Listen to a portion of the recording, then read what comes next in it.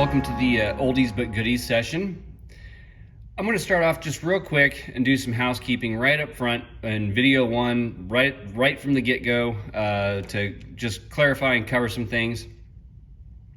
We named this the Oldies but Goodies session because the flies that we're covering throughout this series, these 6 videos or 6 weeks, depending on when you're following along, or if you're following along with the live classes.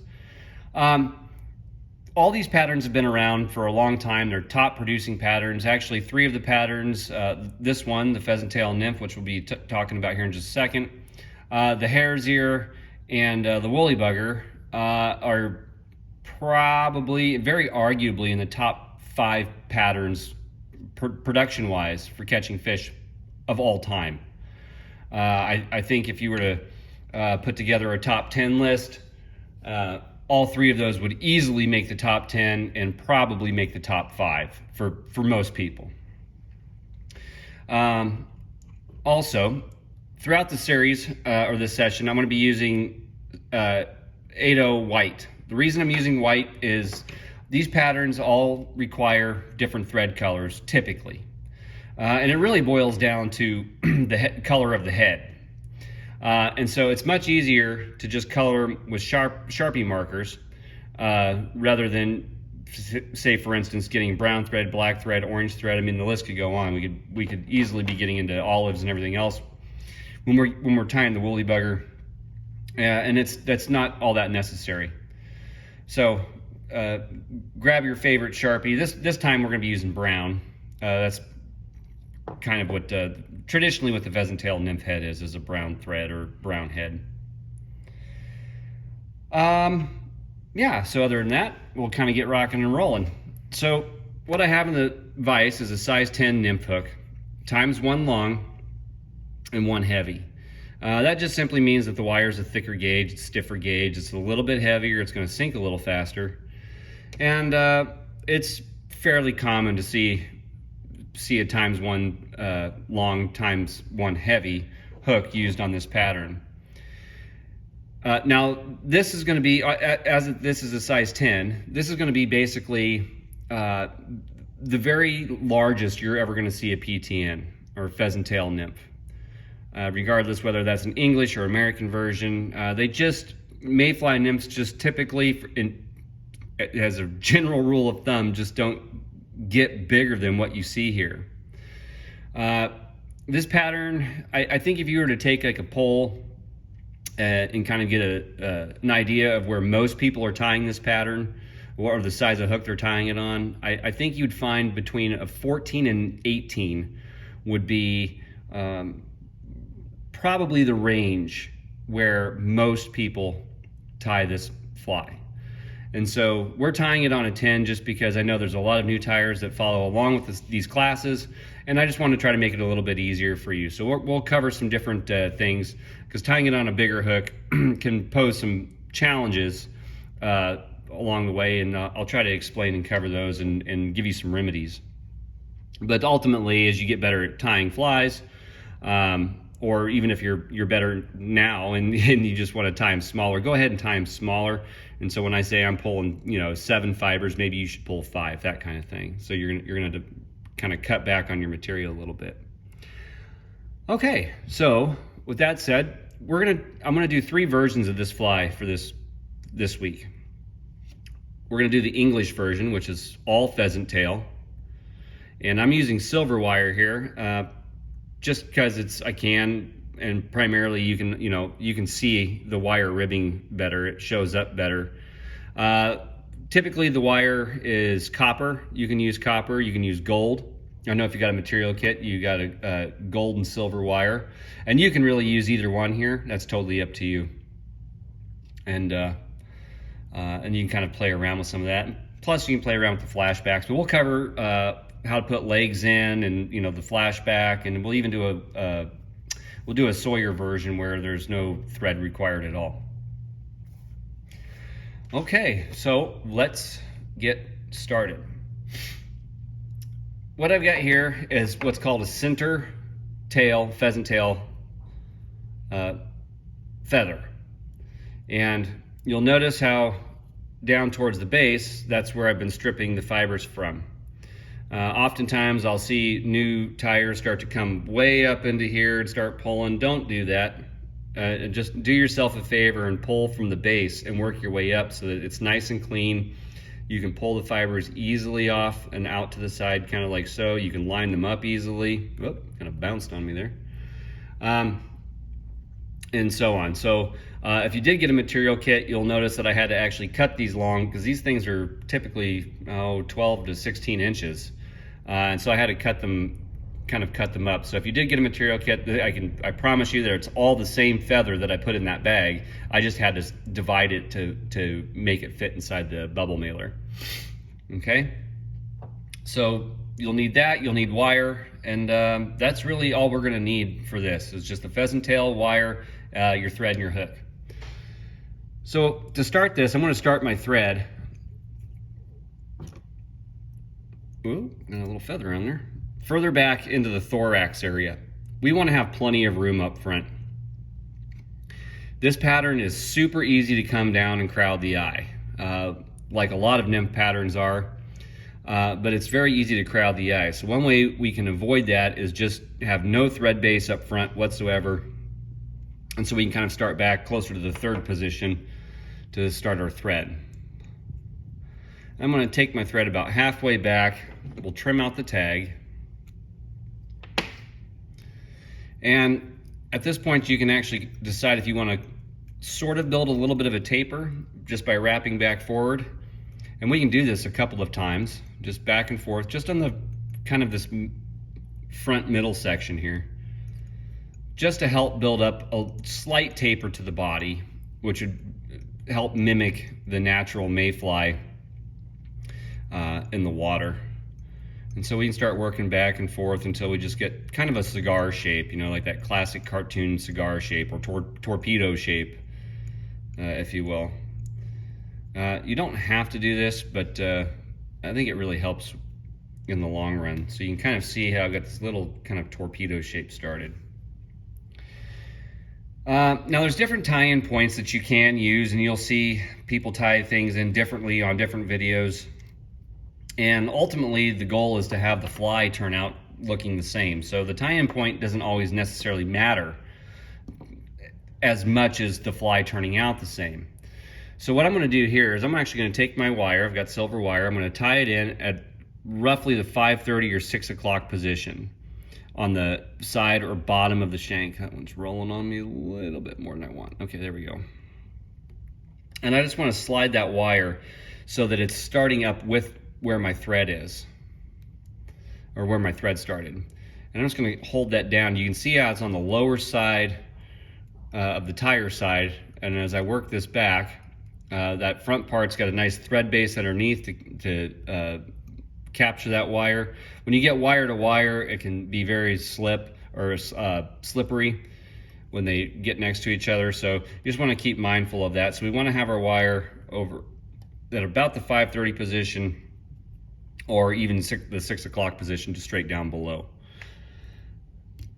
And we'll get this out of the way. Now, some people like to put the tail on first and then come back and do the wire. You can absolutely do that. The reason I'm doing it this way is because if you start to tie these down on smaller hooks, the less thread wraps, the better, because you're going to run out of real estate real quick.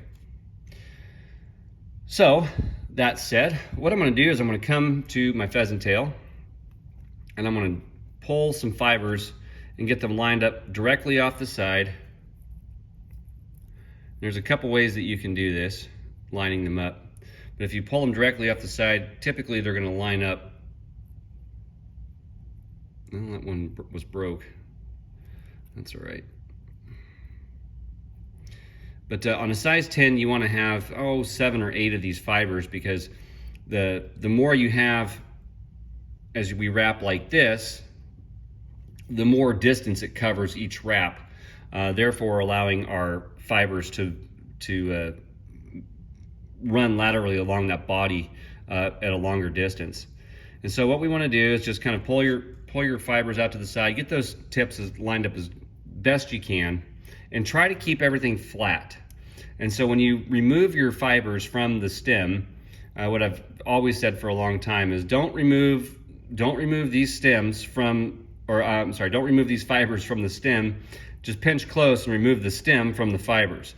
So I'm just going to pinch, and I'm going to pull this away and not that. And what this does is that actually allows us to keep these fibers fairly well aligned, like so. Whoop, there we go.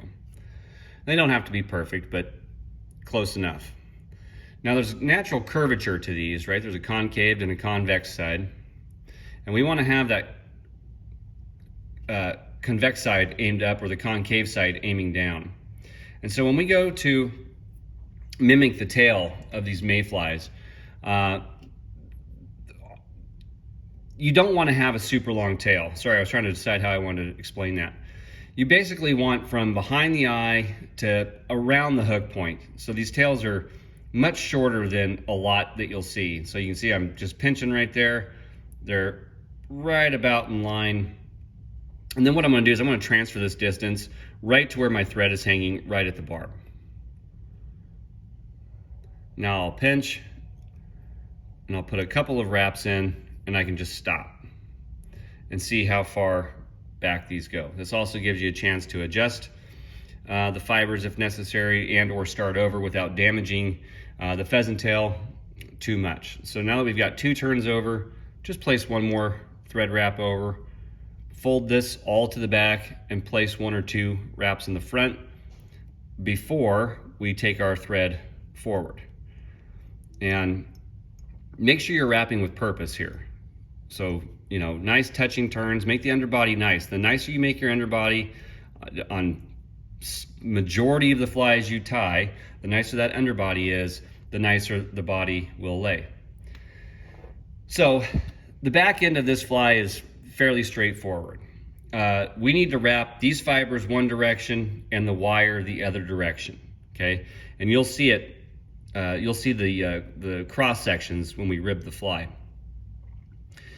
So we're only going to take it up here to where the thorax is, because we're going to have to bring on a new set of fibers coming up front. There's several ways to tackle this, but this is going to be the body of the fly. We've got our tail in place. Now the reason this wire is on the side is so that when I bring my wire down up or underneath and up and over, it leaves the tail alone and doesn't lock it in all stiff. That's going to allow these tail fibers to kind of do this in the water and bring your fly to life. So if you want to just think about this for a second, we're going to bring the wire up and over this way and towards us, right? This is counterclockwise, which means we need to wrap our fibers the opposite direction, or clockwise. So the best way to do this is just make sure the best you can. The first turn is always the hardest. Try to get these fibers to lay as flat as possible. Now normally you're gonna, normally what's used here is a brown thread, and that helps stop, you know, if you got any gaps coming through like that, the brown thread will just help hide that to where you don't have to make the body as perfect. So with the white thread underneath, you're gonna kind of see your mistakes. If you would prefer to color your body right here with a brown Sharpie, feel free to do so. But we want to keep these in line as much as possible. And we just kind of maybe have a gentle overlay on each wrap as we work forward to where our thread is. And when we get there, we're going to bring our fibers up on top of the shank, and we're going to tie this off on top of the shank. The wing case is going to go right here. Oh, I should have left that locked into place. There we go. So you want to have at least 2 turns here, but we want this on top so that the wing case hides this. Now in some scenarios, or what you'll see some people do, is they'll actually just use this for the wing case. That's going to be a little bit difficult on a size 10, but if you can do it, then just leave these here the way they are, and then we can, you know, fold them back when we get there. We can fold them back a little bit and then fold them forward to create the wing case. I'm going to go ahead and cut these out. I'll tie this down coming forward and cut that out. But we want to stay at least a bodkin width behind that eye. So I've got a little wiggle room there. And this just helps ensure that we've got room for the head and we don't crowd the eye. Break out the best tool in the business, the fingernail clippers. So as we bring our wire over, you can see the direction that these fibers are laying. Now we want to make sure we are crossing over, or what's called counter ribbing. We're countering the direction of the fiber. And what this does is it helps reinforce the body. And so if, you know, a little trout tooth or something nicks one of those fibers, this will help keep this fly in play for longer without you having to switch flies on the water. I've got videos on how to practice your ribbing, but you can just use your bodkin as a gauge and try to get them all even. You just want nice even wraps. And we're looking to get somewhere between 4 and 6 turns as we come forward here. And again, we're going to tie this wire off on the top side because we can hide it well. Now when I've got my thread to the front, I'm going to actually gently pull. So I've got, you can see I'm pulling tight on my thread. And now I can just helicopter this wire off. Just be gentle, it'll come off. And so now we have the back end of the fly. This is going to be fairly standard for every single pheasant tail pattern you find, whether it's a jig hook, whether it's a Euro nymph, whether it doesn't really matter. The back end of this fly is very standard. So just keep that in mind. So what we need to do now is create the wing case. And so to create the wing case, I'm going to go back to my pheasant tail and I'm going to pull off another 5 or 6 barbs or fibers. And I'm going to tie these in, coming back. And when we do this, we want to work this ever so slightly into the body. We don't need to go much, but we want to have our fly seamless. And so the best way to do that is to work back into the body ever so slightly. So that when we pull the wing case over, it all looks like it's one bug. There's no gap there. All right. And so for the English version, we're going to trim these out. For the American version, we're going to leave them in, but we'll actually size them to make the legs. And next what I'm going to do is the same thing. I'm just going to grab another, 5 or 6 fibers. You don't have to line these up as well. It's just the tail fibers that are kind of the important one. I had a couple broken tail fibers on there, it looks like. And we're going to tie these in tip side. Now for this part, I'm actually going to trim out the tips, just a very little bit of the tips. I'm going to line this up so that the fibers come up right to behind where my bodkin is. So I've still got this room here for my head. And now we can tie this in coming forward. I'm not going to put a flashback on this one. We'll cover that on the next one.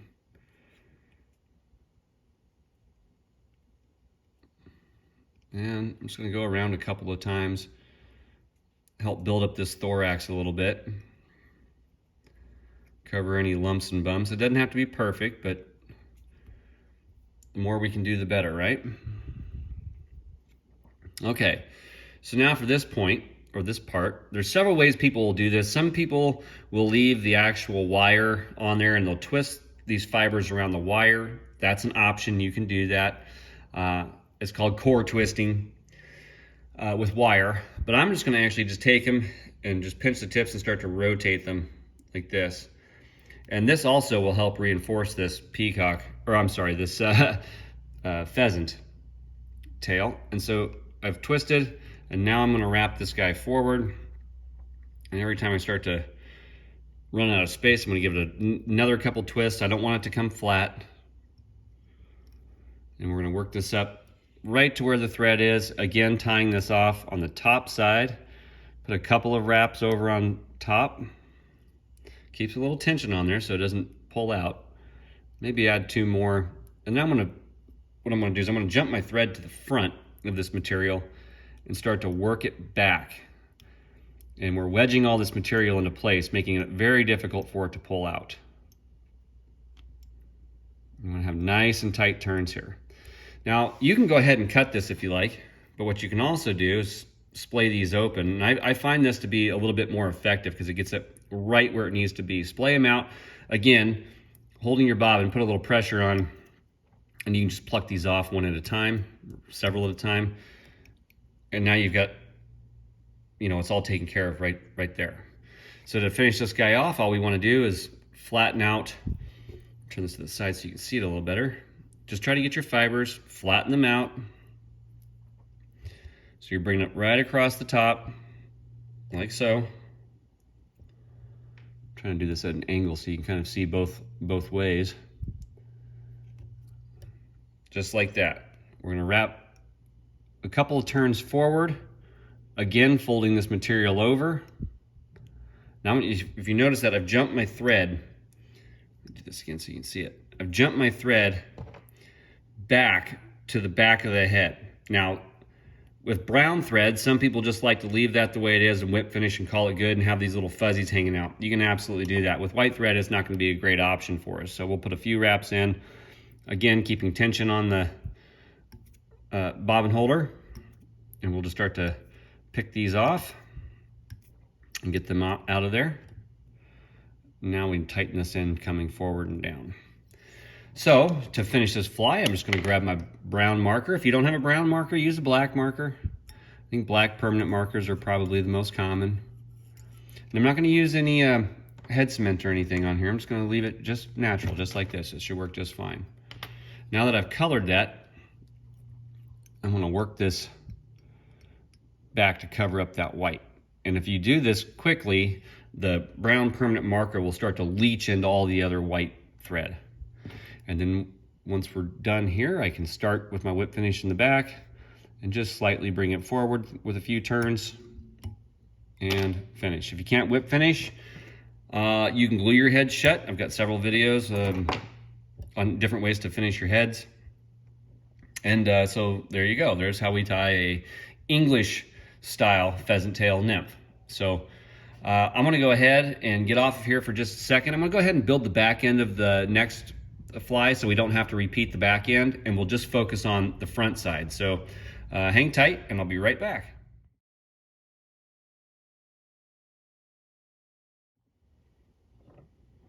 Okay, so let's tie what's considered the American version. Now, as I think I mentioned before, we're not going to use peacock herl here. We're going to use hare's mask.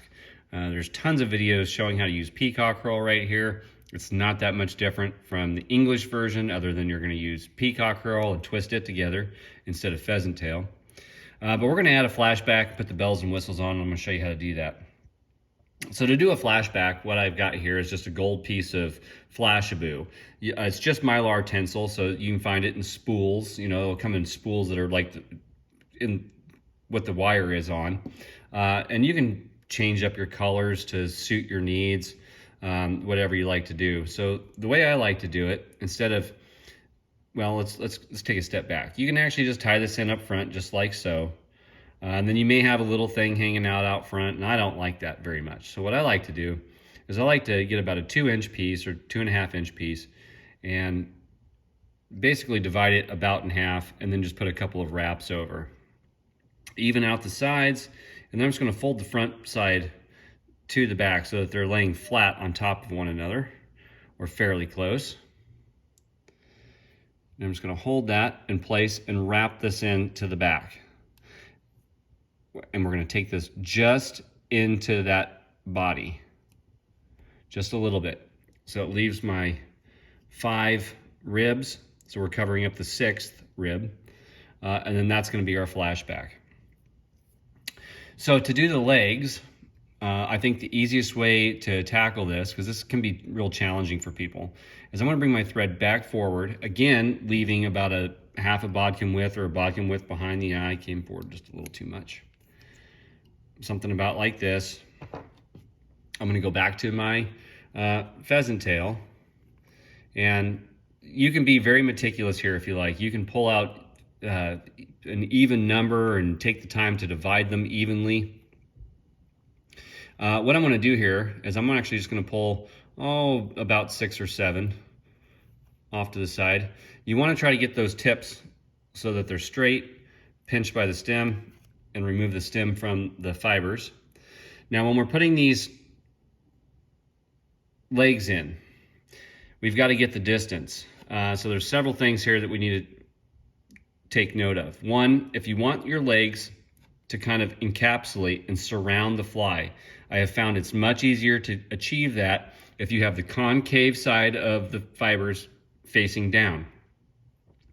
If you have them facing up like so, they tend to splay out more like a soft hackle. Not always, but it's kind of a rule of thumb. I've found it's much easier just to have these facing down like so.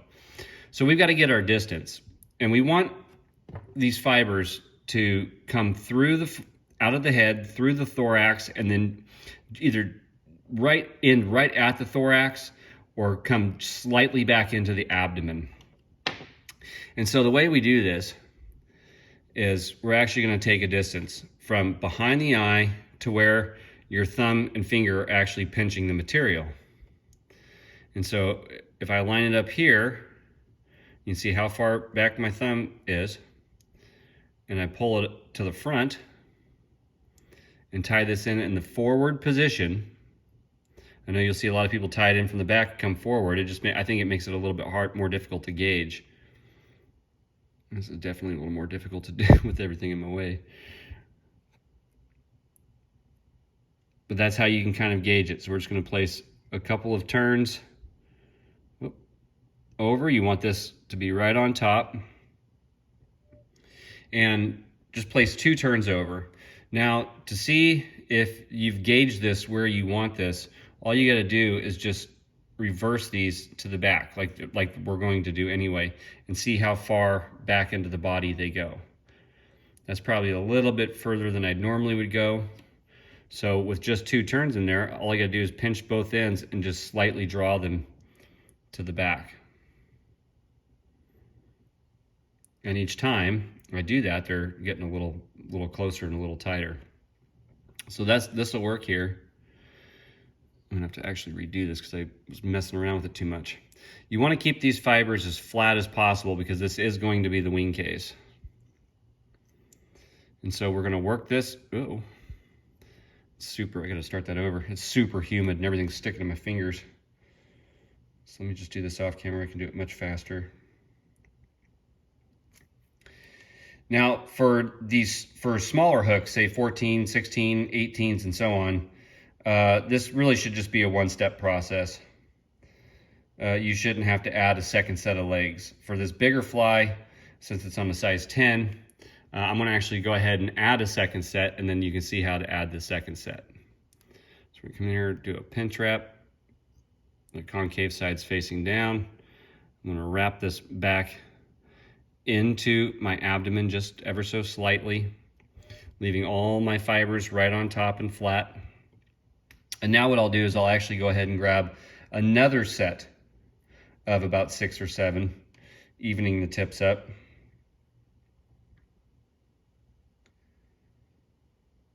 I'm going to do the same thing, but now, since we've already got our distance on, and these are hanging out front, all we have to do is literally just lay these right on top at the same distance. I'm trying to get my thumb out the way so it stops zooming in on my thumb. My hands are just super sticky from all the humidity. In 6 months I'll be complaining it's cold outside and I can't get my fingers to work.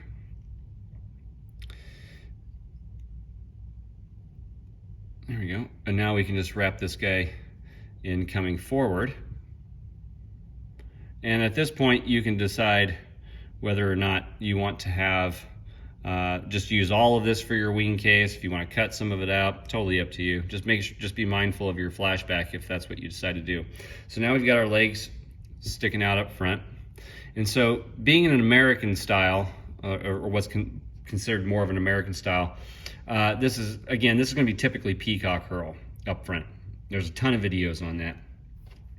One of the materials that you don't see talked about a lot, but is used a lot to achieve this is just a good old hare's mask. This one's super stinky. And so we can actually just start to go through here. I'm going to do another video when we get into the hare's mask. But you can just kind of go through here and just start to pick out a little bit. You can, I can't do it very well in front of the camera with the way it's situated. But you can just cut a little bit out. You may need, if you're not familiar or used to working with natural furs, you can wax your thread up here. A lot of the times you'll see people say take out the under fur. A lot of the times I agree with that. However, I don't think it's not really necessary to do it on this fly. I'm gonna go ahead and wax this up just a fuzz. A little wax on there. And you don't need to have wax. If you don't have wax and you're in a pinch, you can use some like non-scented chapstick. I've seen people use like Vaseline and stuff, but you gotta be careful with Vaseline because they can get super sticky, and I think I've read that it can actually rot. I'm not sure that that's going to matter a whole lot because most of us lose flies way before the fly is going to rot, or the Vaseline will rot. And so, so we're just going to go ahead and get a little hare's mask on there, and then we're going to dub our thorax. So make a turn or two over, and now you can actually start to tighten this down a little bit. And this will give us a nice buggy look to the fly. Don't be afraid to keep going over it and build up that thorax kind of nice and beefy.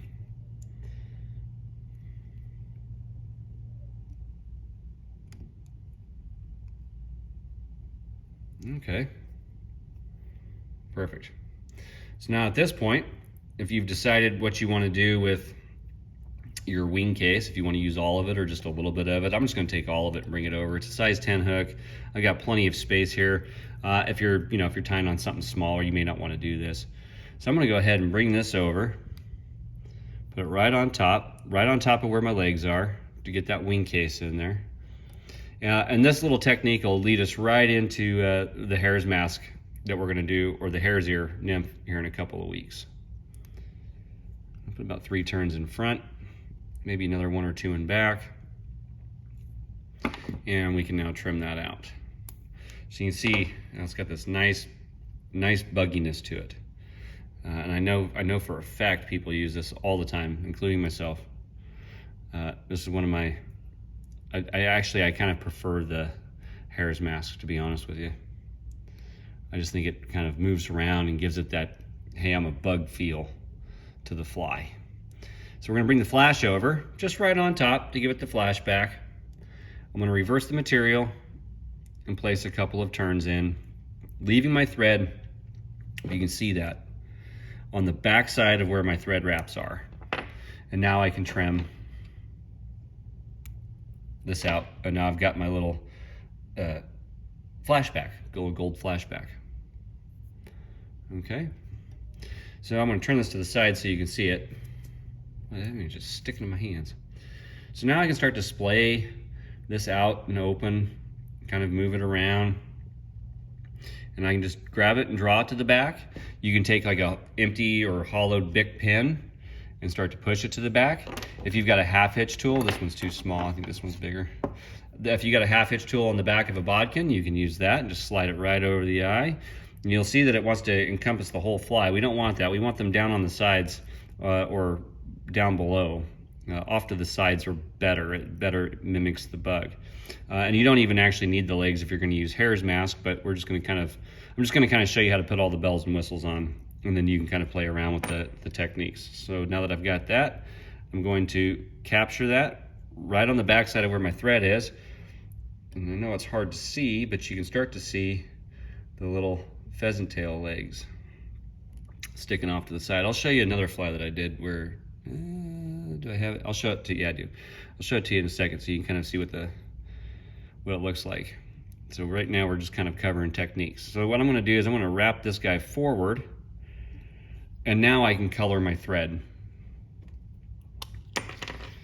So again, oftentimes, I don't have one handy, but oftentimes, I shouldn't even say oftentimes, majority of the time, you're gonna see peacock herl here.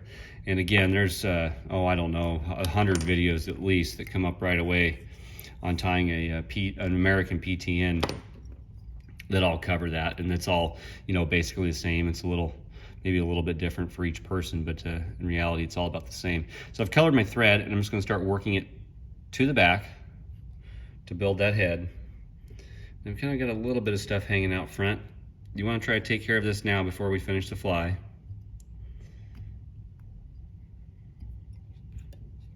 Okay, I'm gonna color a little bit more of my thread in brown. You can use black if you need to. You could use red or like fluorescent pink or something too. People do that kind of stuff all the time with beads. So don't be afraid to do that with your thread. And now we're just gonna go ahead and whip finish coming forward, bringing that thread in right behind the eye, sucking that tight, and I can pull it to the back, leaving my hook eye totally exposed.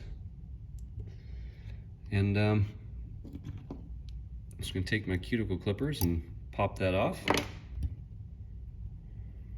And so this will give you the more kind of American version with the flashback to it. Super buggy fly. These work very, very well. Again, if you're gonna use the hare's mask, you don't actually need to have the pheasant tail legs coming out because they just kind of blend in. I'm not sure they add a ton to it, but I wanted to make sure I covered that so that you knew how to do that. So, and you can kind of groom this all out. And so there you go. There's the English and American version of a PTN, or variants anyway. And so next what we'll do is I'll actually show you how to do a threadless PTN, or the Sawyer version as it's called. So hang tight.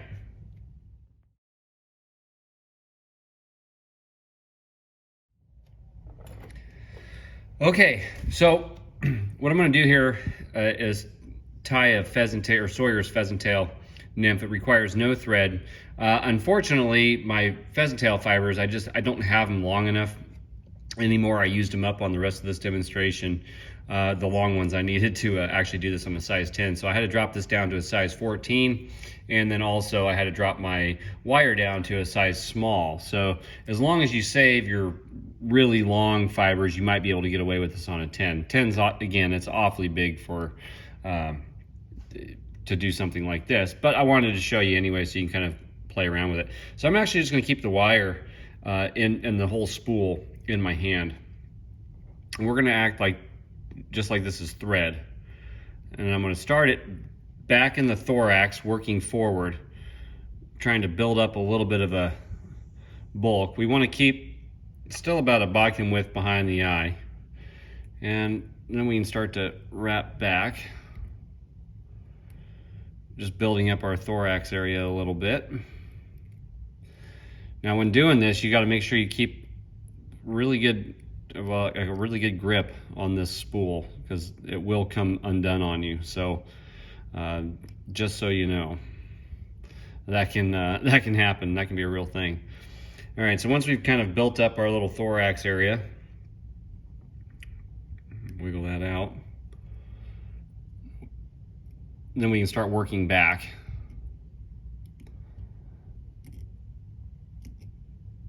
And this will help provide a little weight. And it's just kind of a fun thing. This is a way that this pattern was tied many years ago. It's, you know, kind of one of those things that's getting lost to history as we progress in fly tying. So to hold my thread, I'm just going to lock it in under that, or my wire, I'm just going to lock it in under that purple cap so I can set it down and let it dangle for a second. And it'll be kind of the same thing. I'm looking to get 5 or 6, maybe 7 pheasant tail fibers. Line them up so that the tips are about the same, and we want this little tiny short tail, and so we're going to drop that way over to the side, so as I pull my wire around, I can get that to be situated on top. We're just going to put 2 turns on top, so our tail's like that. And this is by no means meant to be a perfect fly. This is just a demonstration and something that hopefully you can appreciate if you like old school flies. And so once we have that, what we're going to do is we're going to take our pheasant tail and twist it around the wire. kind of like in a dubbing rope or noodle. And now we can start to, as we've twisted it around the wire, we're just going to wrap this all the way forward. Twist it up a little bit more, and if you have wire exposed, that's okay. This fly is not meant to be perfect. We're going to stop when we get up front and have those fibers on top, and we're going to bring that wire back over so that we have something about like this. And you only need to capture this with like 1 or maybe 2 turns. We'll put a turn in front, and then we'll put another open turn or 2 going towards the back where the thorax is. And then we're just going to take these fibers and we're going to draw them over and just place 2 turns of wire on there. And now what we're actually going to do is whip finish this in place right there. And there's some great videos on this. David McPhail has one, Ryan Houston has one. I can tell you I haven't honestly not tied a bunch of these, but I figured, you know, hey, we're doing it, and so let's just do it and show the old stuff too, because it's kind of fun. And then we can trim that wire out. Make sure you're using dedicated wire scissors to cut that. Let me get my wire out of the way. And that's basically it. All we're going to do now is come in and just trim these out just like so. So they kind of show or project these little tiny wing buds right on top. And then to secure it, you're just going to basically super glue the crap out of it to make sure it holds up.